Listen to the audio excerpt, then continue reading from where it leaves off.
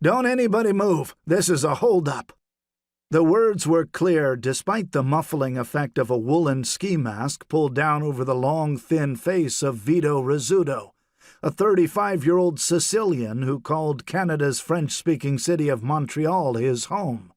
Vito was slumming it in New York City this day, more accustomed as he was to receiving nods of respect in Canada and Sicily as the son of a powerful mafioso, or relaxing on the coast of Venezuela, where his family controlled massive drug trafficking interests.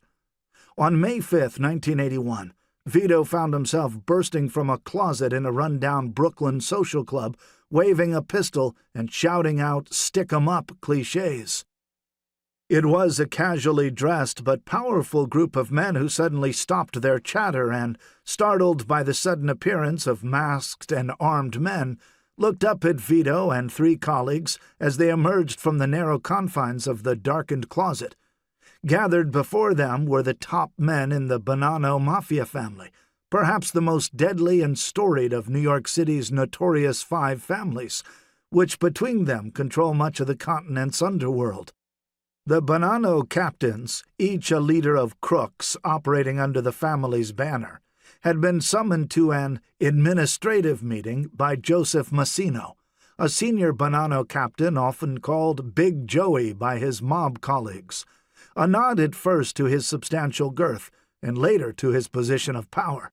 Officially, peace was the sole item on the meeting's agenda, talks meant to mend an unseemly rift between factions within the family that had grown from quiet disdain to open hostility and brought it to the brink of out-and-out warfare. Among those in the social club feeling particularly uncomfortable were 3 leading captains who formed the core of opposition to Joseph Massino within the family: Alphonse Sunny Red Indelicato, Dominic Big Trini Trinchera, and Philip Philly Lucky Giacone. Other gangsters milled about uneasily with them. Earlier, before the guests started trickling into the private 2-story Brooklyn club, Vito Rizzuto had arrived to make dark preparations with Massino and Salvatore Vitale, a slender New York mobster known as Good-Looking Sal. At the time, Vitale was a mere mob associate, but he would go on to become the underboss, the second most powerful position in a mafia family.